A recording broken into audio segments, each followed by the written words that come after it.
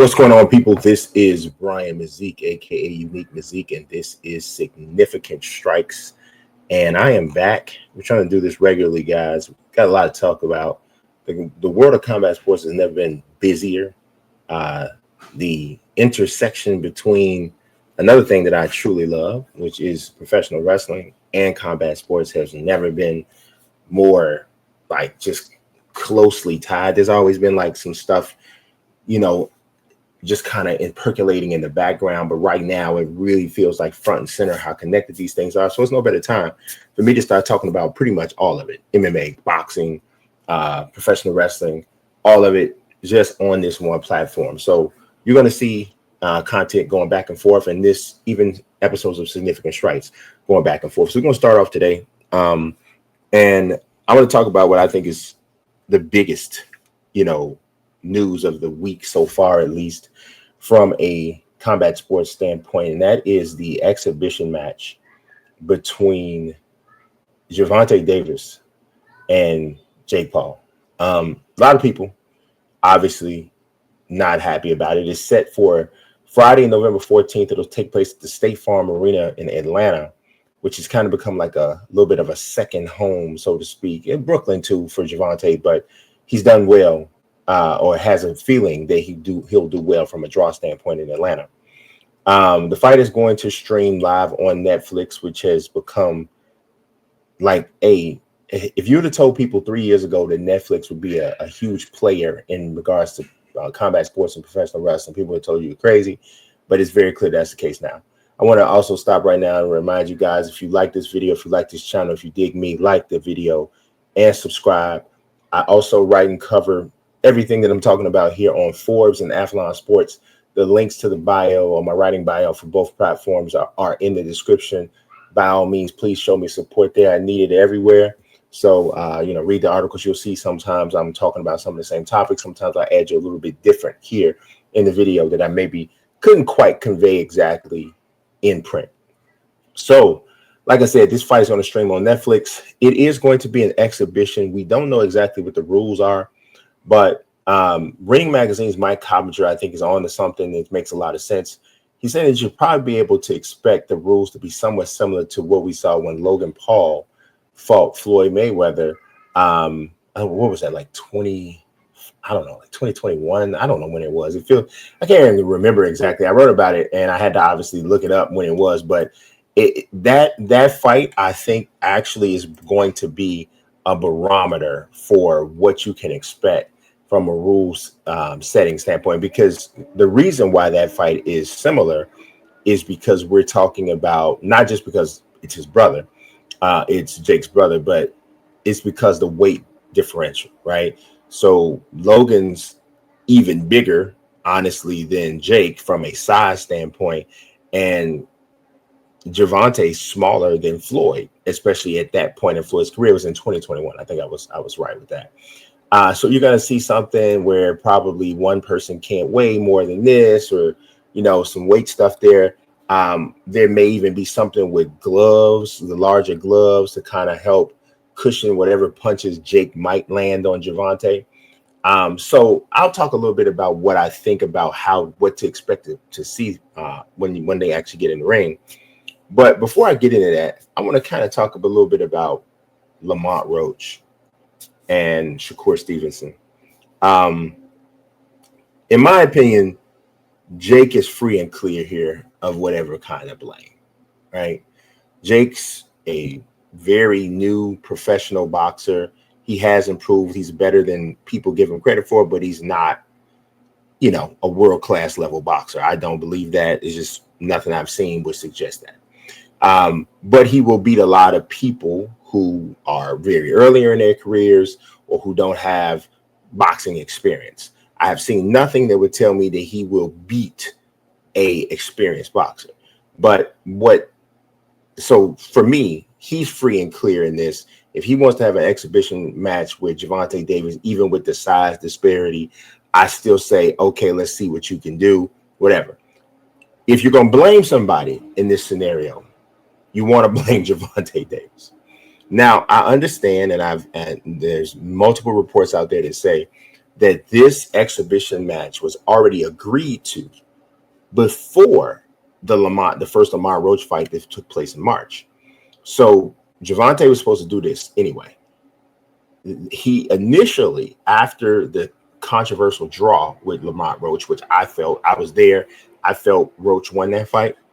After that controversial draw, the word is that Gervonta was like, no, I'm going to put off the exhibition because I want to do the rematch with Lamont.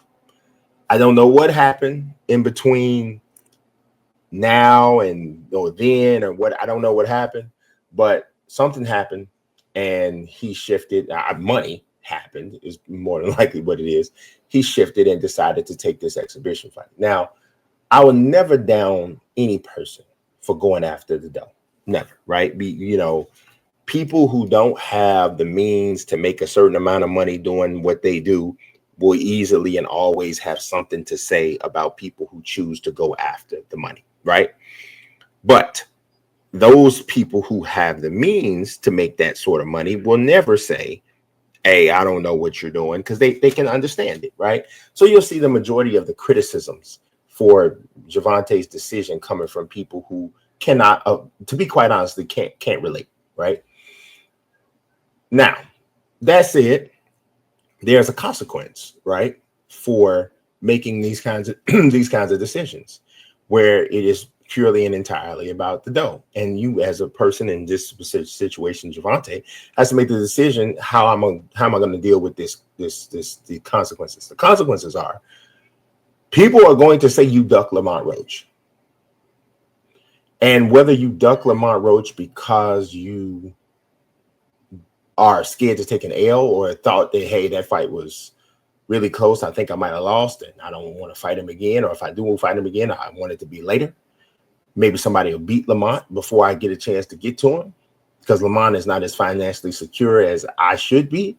So he probably going to have to take another fight while he waits for me to do this. Sometimes games like that are played, and maybe somebody will stylistically won't be as tough of a matchup for me, but will be tougher for him, and maybe he loses.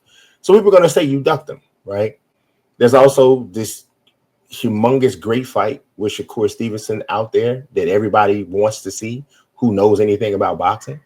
It is just a beautiful matchup on paper from a stylistic clash. Shakur definitely wants it, but I can tell you from the last interview I had on him, if you missed that, the link to that video or that interview is in the description as well.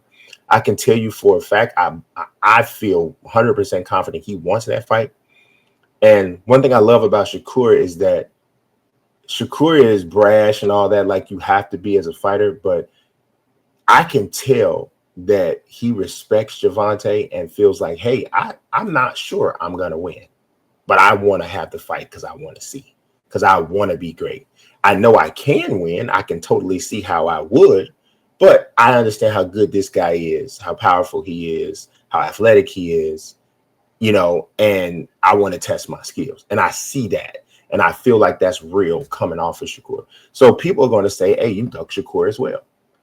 And whether or not the ducking is about fear or about chasing something else, then it doesn't matter, right? It really doesn't matter, because the fact is that this challenge that everybody wanted to see you take was on the table and you elected not to take it. Now, because it's about a fat payday from Jake Paul, yeah, I understand that, because I can relate to going after the dough and having to hear people say stuff. Now, I'm not going to, I don't go after the same type of dough you do. You go after a whole different level of dough. I'm not on that dough level, but I can relate, right? Because I like to think of myself as an outside the box thinker. Traditional jobs have never just worked great for me. I always like to get paid what I think I'm worth. That's the way I approach things. So I can appreciate it, right? But there are consequences. People are going to say you ducked them. And in actuality, you did. But all ducking is not created equal. There's ducking based off of, I really think I might lose. And then there's ducking to say, yeah, I see that fight over there. It's a decent fight. I can have it. I can make some money. But if I go over here and I do this, I'll make what I was going to make in that fight 6 times over. And it'll be an exhibition. And my platform, as big as it already is in Gervonta's case, will be even higher. So that if you think about it from that standpoint and put yourself in his position, I think a lot of y'all would take this Jake Paul fight that they're not admitting that you would take it. That's just being real, right? Now, as far as now, Jake was told, people said that Jake was the front runner to fight Anthony Joshua. I 100% believe that Anthony Joshua was going to knock him through the back of the wall. But that fight, is probably going to take place at some point. There is a dispute about the network and all that. But Jake Paul, if he really wants that fight, and I think he does, he needs to have it with Anthony Joshua before Anthony Joshua runs into another buzzsaw, and then it's not what it is anymore. Because Anthony Joshua is a special level of superstar, and I'm not talking about the level of fighter he is, because Jake Paul wants big fights with big time people. But I'm saying he's a certain level of superstar that's the one he wants.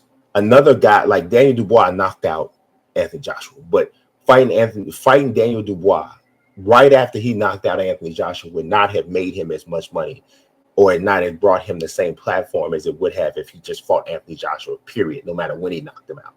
Because Anthony Joshua is just a bigger star than Daniel Dubois. It's not as much about who's a better fighter. It's about who is the biggest star, especially for Jake Paul. Not across the board. That's not how all fight people think. But Jake Paul, that's his direction. It's the way he's moved. So he's not going to get that fight now, but I wouldn't say he won't get it at some point next year. Money absolutely talks. Now, once these guys get in the ring, I hope nobody is expecting to see this complete barn burner of a fight. Both of these guys have a lot to lose. Any success Jake Paul has against Gervonta Davis is a win for him. Any success that Paul has against Davis is a little bit of a slap to Gervonta, even though the size disparity as much as it is as big as it is. But Gervonta is an elite level fighter, and by all intent and purpose, Jake Paul shouldn't touch him. He really shouldn't touch him. Now, of course, the more you stay in the pocket and try, another man can always, connect.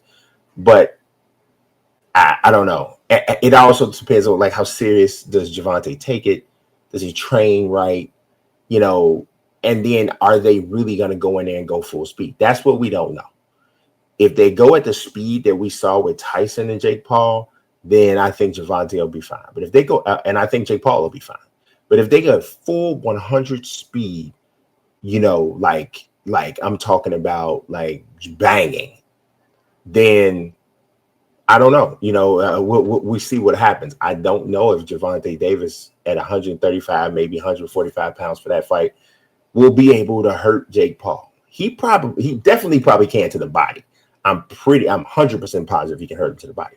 Don't know if he can hurt him to the head. Jake Paul's a 200-pound man, might not be able to weigh more than 190 pounds for this fight, but so Jake Paul can hit for real. I'm pretty sure he can hurt Gervonta Davis. Literally, he'll be almost 50 pounds bigger than him. So we'll see. I also think that this is a dangerous thing for Gervonta to do from the standpoint of the rest of his career, because the reason why I say that is if he does allow himself to go too much higher over 135, I'm worried about him for the rest of his career getting back down to 135 unless he's planning to permanently move up, which is something that I'm not sure is the best idea for Gervonta given his height, because Gervonta's not a big guy, you guys. He's 5'4", 5'5", 5'4", 5'5", fighting up at 140 gets to be a little, I know he has a special talent, but I don't know. So we'll see, man. I had a lot to say about that. Of course, it's, I think, like I said, the biggest story in combat sports. But yeah, that's it. So I'm going to shift gears and we're going to talk about UFC. A little bit of what's happening right now. UFC 319 that happened on Saturday in Chicago. I was there. We got to start at the top, man. Khamzat Chimaev, in my opinion, is the greatest grappler I've ever seen in mixed martial arts history. And I'm gonna tell you something. So let me qualify my statement first. I have covered combat sports for 17 years for Forbes and other publications. I have watched for 35 years, watched intently. Like I saw Hoist Gracie over 30 years ago, and I was hooked. And I watched, and I've seen pretty much every single numbered UFC show there is. I maybe missed like 10, maybe, and we are on 319. Not to mention, I've seen majority of the fight nights as well. So this is not coming from somebody that's just started watching MMA. And we'll talk about a little bit of those people in a minute. I say that because the first person obviously that comes to mind when we talk about greatest grappler in MMA history is Khabib Nurmagomedov. And Khabib is definitely right there in my opinion. And before Saturday, I probably would have still said that Khabib was number one. But what I saw from Khamzat on Saturday and what I've seen from him in pretty much every match he's had in the UFC is not only is he strong, heavy on top, and just insanely successful with takedown attempts, even when people know that that's without a question what he's coming to do. Not only that, but he also is a better natural athlete than Khabib. And I think that to me is where he inches past the legend. Look at Khamzat in scrambles.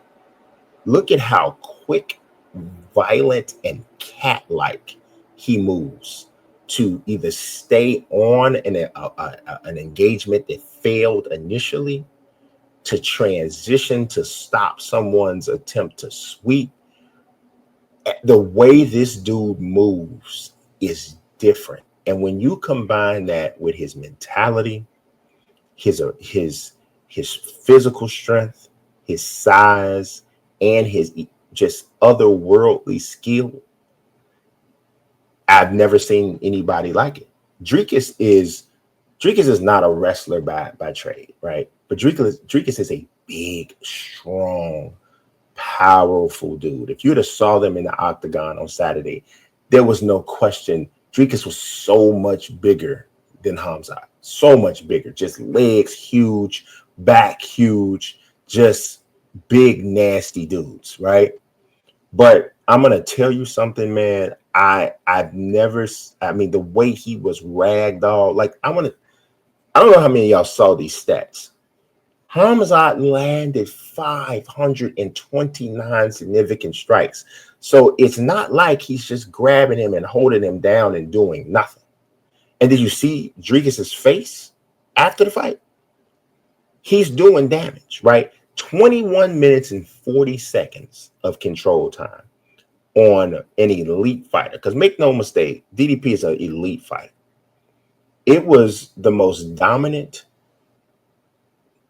title change victory I can remember. I'm trying to remember somebody taking somebody's title in a more dominant way. And what I mean by that, like, yes, I've seen people get one punch knocked out and lose their title. I've seen that, right? Well, obviously we saw 13 seconds knockout with Conor McGregor dropping, Jose Aldo. We saw Sean O'Malley knock out Jermaine Sterling. We saw all that, right? But this, in my opinion, don't get me wrong, one punch knockouts are very impressive. But in this, in my opinion, was even more impressive than that, because this is sustained dominance over a elite level fighter, an elite level champion with size, who literally trained for you and this approach for months and got in the octagon with you and had no answer for it. I don't know what middleweight really truly gives Khamzat that I can think of that's on the horizon right now, right? So Nasruddin Imavov is up there. We got Fluffy, who's about to fight RDR. RDR is an interesting he's an interesting matchup because RDR's grappling is crazy. He's also big, long, and he's not going to fear the takedown because it's where he lives too. But I think the athleticism, because Hamzat's a much better athlete than RDR, I think that might be what gets him. But I don't know. That one's honestly, that's the one that's the most interesting. Fluffy, you can't count Fluffy out. He is fantastic on the ground. He has fantastic cardio. But I don't know ground wise. I don't think it's quite Hamzat. Maybe I'm wrong. We'll find out. But I don't think it's quite Hamzat. So I'm really looking forward to seeing that, man. That one will be great. But Hamzat's special. He is truly special. In other UFC 319 related news, I don't know how many of you guys saw, the UFC cut Bryan Battle pretty fast. Well, pretty fast after UFC 319, not necessarily pretty fast overall. 30-year-old former tough winner was supposed to fight Nursultan Ruzaboyev on 319. That fight ended up getting scratched because Bryan Battle missed weight. Again, it was his back-to-back times missing weight. So you got to understand something with Bryan Battle. It's a couple things, right? And this is like allow you to see both sides. Why did the UFC cut him? Back-to-back weight misses in 2 different weight classes. And I think this was the 4th or 5th time, maybe 4th time, he's had weight issues with the UFC. And I think he's only had like 8 fights with the UFC. So that's a lot. The fight before this, he missed weight against Randy Brown. Randy Brown felt that he did it on purpose and felt really some type of way about it and ended up lost that fight to Battle. And it was just, you know, it was kind of a nasty kind of feeling. I didn't even think Bryan Battle was very apologetic at all, even afterwards, for what looked like, you know, strategic weight miss. So now here he goes. Now that fight was at 170. This fight against Ruzaboyev was at 185, and he misses weight again. So you have, even though you're on a 3-fight win streak, and you have a fan-friendly fighting style, 7-1 with a no contest in the UFC. Even though with all of that, you're costing the promotion some money because you're getting fights pulled, missing weight. Even though they fine you, but that's, you know, you're massively inconveniencing fighters. Nursultan Ruzaboyev walked right past me at UFC 319, and he did not look happy. He don't never really look happy, but he didn't look happy. He looked quite annoyed that he's supposed to be fighting. He trained. You know, he cut weight. He did whatever he had to do to be ready, and his opponent did not. And so the UFC cut him, and I can't blame them. It is a professionalism issue. But here's the other side of that. Bryan Battle used to weigh over 300 pounds. Like when he graduated high school, he's weighing like 300 pounds. He has competed in MMA at heavyweight.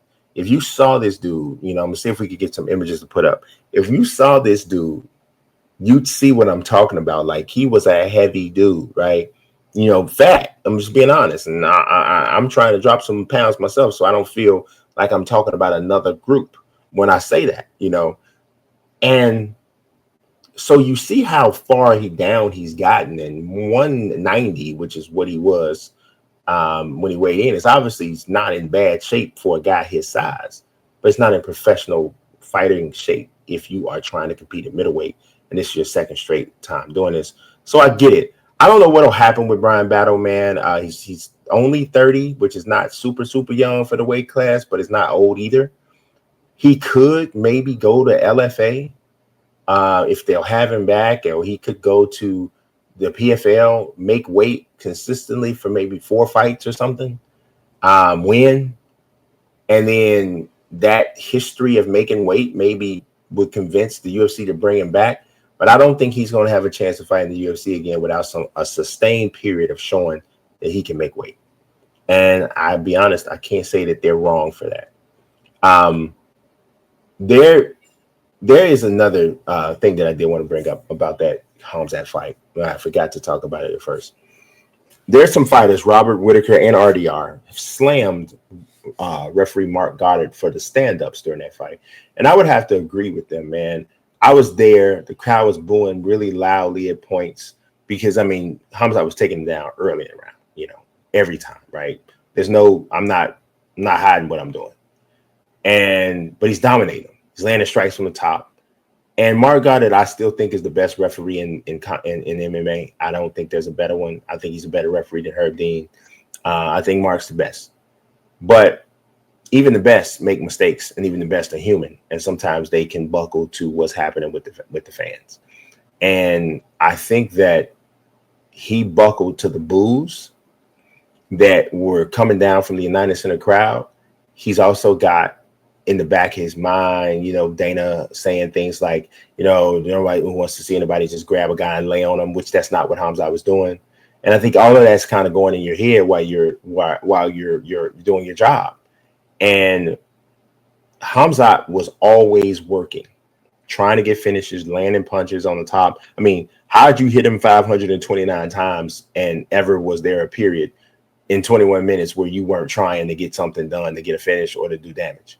So I just did not agree with the stand-up. This is a sport, y'all. I know y'all think it's fighting, just plain old fighting, and you get bored. Some of the casuals get bored if it's not knockdown, drag out in the street, on an alley kind of fighting. Then I think you should go watch, what's Street Wars, or whatever that is, where death sentence fights or something. You need to go just watch that, because in the sport of MMA, grappling, control, submissions, all of that is a part of the sport. It's just as much a part of the sport as striking, stand-up. It's just as much a part of it. And there are going to be moments where the person is fighting and working for position. It's going to be don't get me wrong. I've seen the big, heavy, out of shape heavyweights just get top position. Both of them are tired, and one guy just lays on the other guy, and the guy on bottom is too tired to move, so he can't do anything or whatever. Honestly, when you see someone continuously getting taken down over and over again, stop booing the guy that's taking them down and start booing the guy who can't stop a takedown. In my opinion, it's like this. If you're watching football and you want to see a shootout and you want to see people throw the ball up and down the field and left and right, they just want, you got both quarterbacks throwing the ball 65 times and scoring 62 to 58 or something at the end. If you want to see that, and that's the only kind of football you want to see, and you have no appreciation for this particular team has a running game that the other team just cannot stop. Up front, they're winning. They're winning the battle in the trenches every time. Offensive line is dominating the defensive line. There are holes wide as freaking the Suez Canal for the running back to run through. And they are just continuously pounding this other team with the ground game. But you like, oh, this is boring. All they're doing is running the ball. You don't like football. You like passing. It's a part of the game you're not appreciating. And that's just how it is. It's even in basketball. I'll give you a bunch of scenarios that relate to all other sports. And that's what I think people need to understand. This is a sport.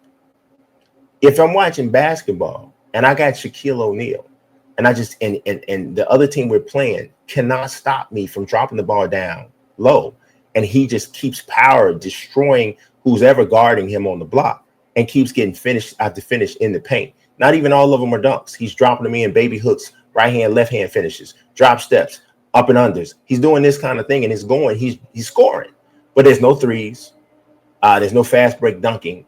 But this team, the Lakers, or whoever he's playing for at the time, the Lakers, the Magic, the Heat, the Cavs, the Celtics, are killing Phoenix Suns, even though that level of Shaq didn't play for those teams. But they're dominating. So should they stop?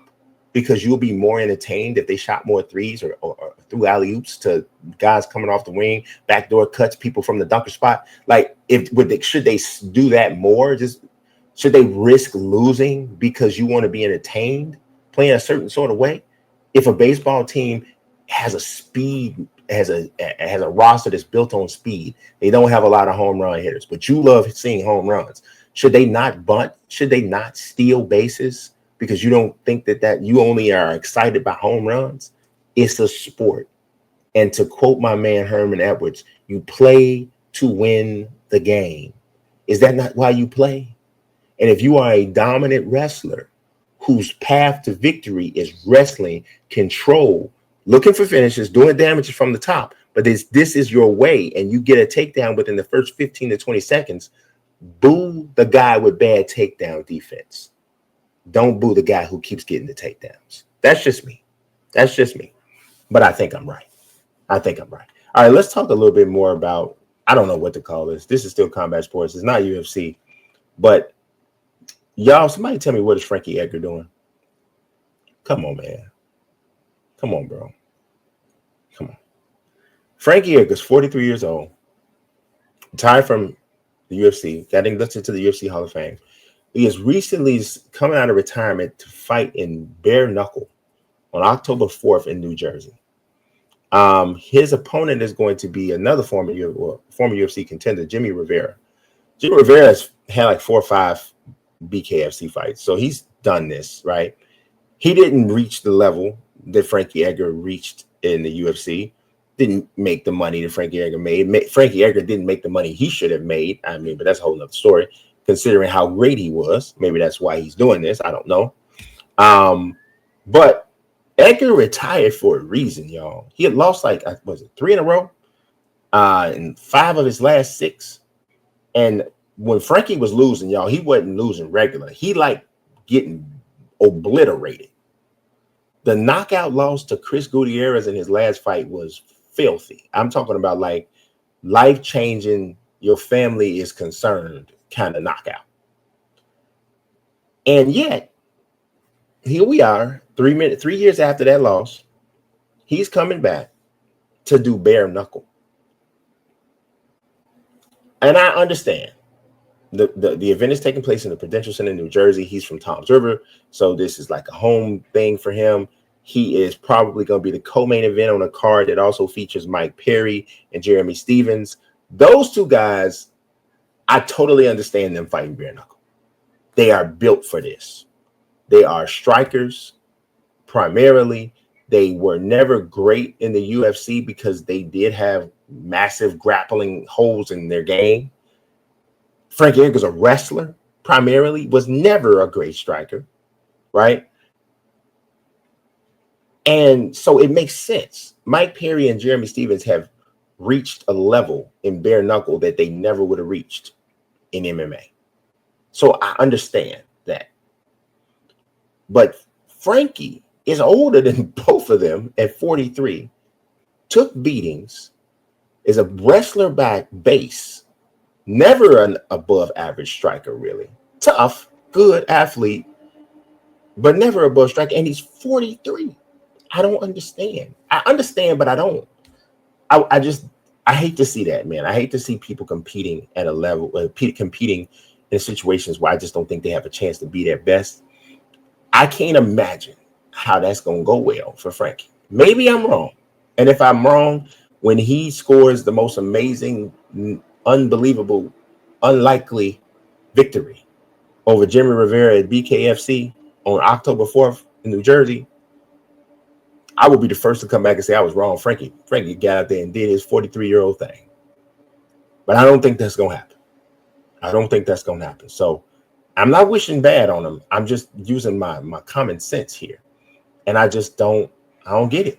I mean, now if he's in dire straits financially and he's already tried to get jobs with the UFC or always tried to get a job as an analyst and it didn't work out, I understand you got to do what you got to do. And that would make more sense to me. And if the BKFC offered him a bag, which they probably did, maybe you got to do what you got to do. But man, that one just don't seem really good to me. All right, moving on. The next one we're talking about here today is Gable Stevenson. Gable Stevenson, I wrote about this, man. And, you know, sometimes when you write a headline, if you don't think people recognize the name as much, you kind of call them out about what they've accomplished because that's more impressive than what their actual name is.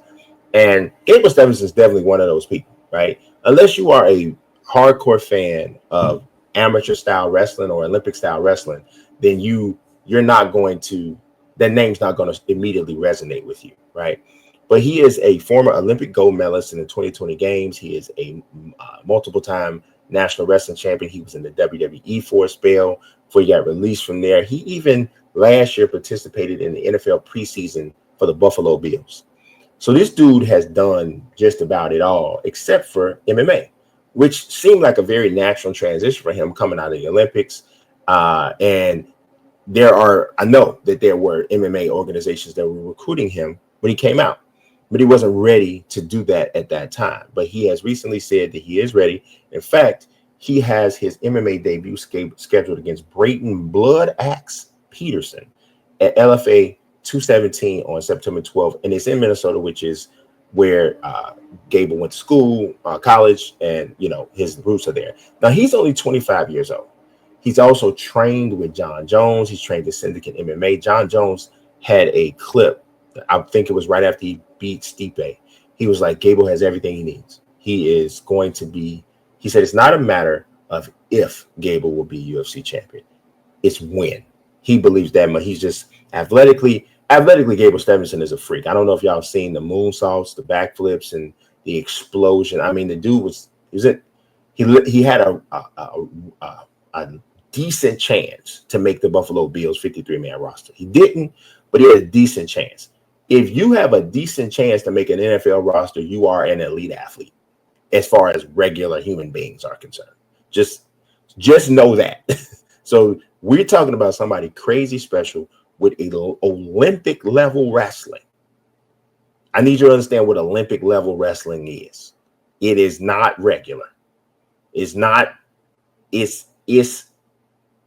Hamzat level wrestling. It's in that ballpark, right? So this is real. This is real deal stuff. So I'm interested to see what happens. I mean, I expect to see with him is early on in his career with LFA. I don't know how long they'll keep him there. Somebody said, I talked to somebody and they were like, hey, he might only have one fight in LFA and come directly to the UFC. I don't want him to do that. That would be very similar to what happened with Bo Nickel. And Bo Nickel has had a good start. Don't get it twisted about the loss to RDR, man. I have a feeling that in the next 2 years, that loss to RDR is going to look a lot better to people. It's already starting to look better after he did what he did to Robert Whitaker, and just keeps winning. And RDR is probably one win away from a title shot.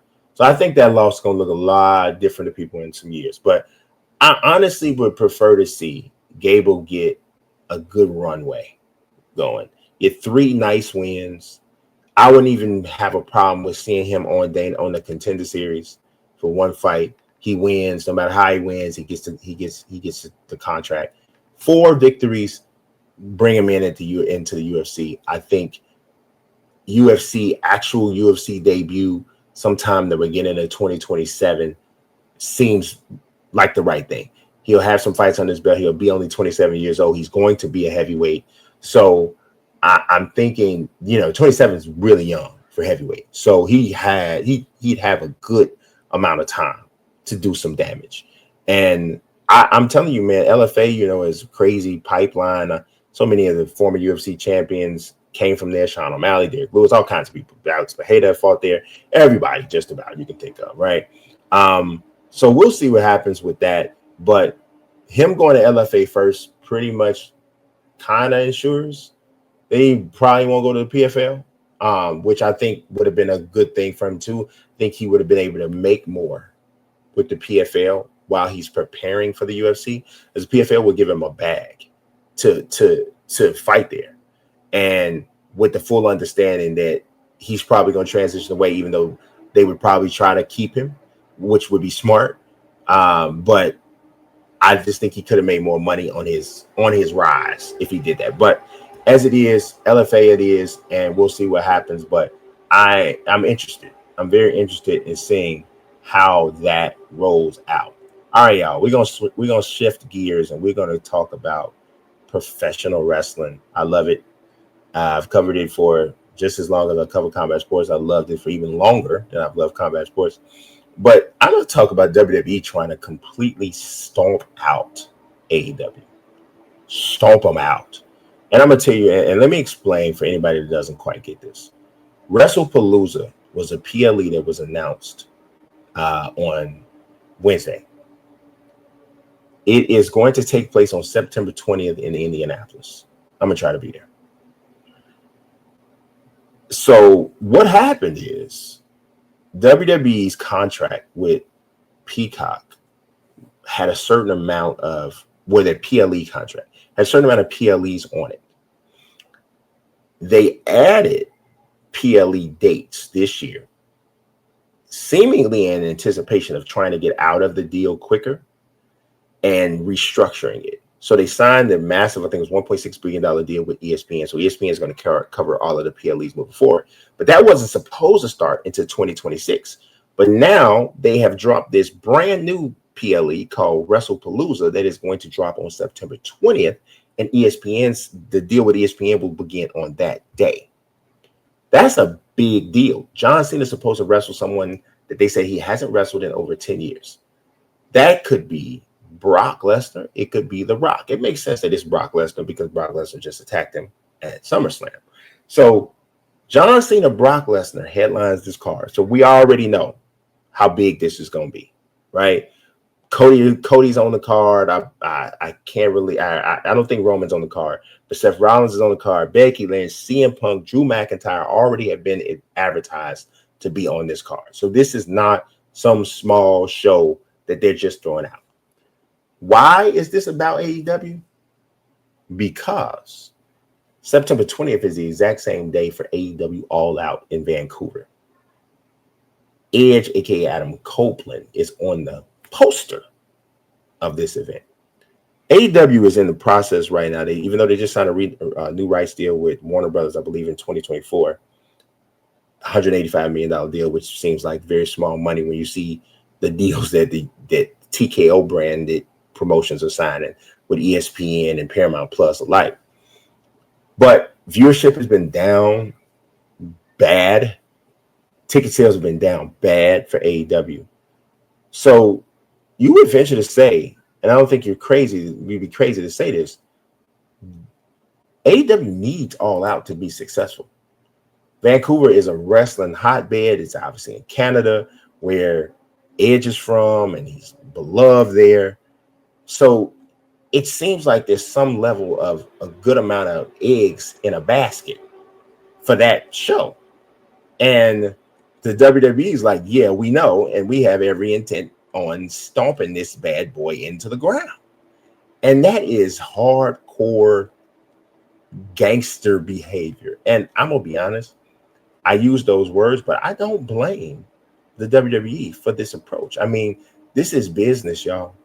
This is business. And they don't want to deal with having this competition take market share away. And I saw something that Bully Ray, WWE Hall of Famer, said ahead of an episode on Busted Open, their podcast. And he said that this is not about having competition right now. This is about nobody ever being in a position to be competition again. The WWE is doing this to stomp AEW so hard that there won't ever be another AEW to pop up to try to take market share. And I don't know, man. I know some people get upset. Like, there's still people that's mad at EA for buying the exclusive license for the NFL license. So Madden's the only game in town. There's still people that's mad at that. And I understand that, I get it. But from a business standpoint, I get it too. I get it. And I would love to see some choice performers from AEW get a chance to shine on bigger platforms. I don't know, man. I'm just me. I would love to see WWE buy AEW. I would let it still function as AEW, but obviously someone from WWE starts to do, the content and things like that, and becomes the person in charge of, in charge of the writers and, talent and that sort of thing. And we're talking about someone that Triple H appoints and approves of. And then, of course, we have maybe one or two cross shows every year. You can have some WWE people show up on AEW and vice versa. Just a big whole wrestling concept but each brand has their own identity and style and that sort of thing. I would love to see it. I would love to see it, man. I think people like MJF, Adam Cole, Mercedes Moné, Tony Storm, Chris Statlander, Will Ospreay, Brody Lee, Buddy Murphy, all of those performers, and some more that I didn't mention that are also awesome. I think those performers deserve the opportunity to perform on a platform that at this point only WWE can give them. And so I think it would just be dope. It's just more wrestling to watch in a more, I don't know, just singular sort of a concept. And so I don't know. That's what I hope happens at the end of the day, because there's no question AEW struggling desperately right now, and sometimes that's what needs to happen. So I appreciate everybody watching. Of course, if you got if you haven't yet, please don't hesitate to like and subscribe. I appreciate all your time and all your views, and also don't forget to check out my writings, my writing profile in the description of the video. God bless and peace.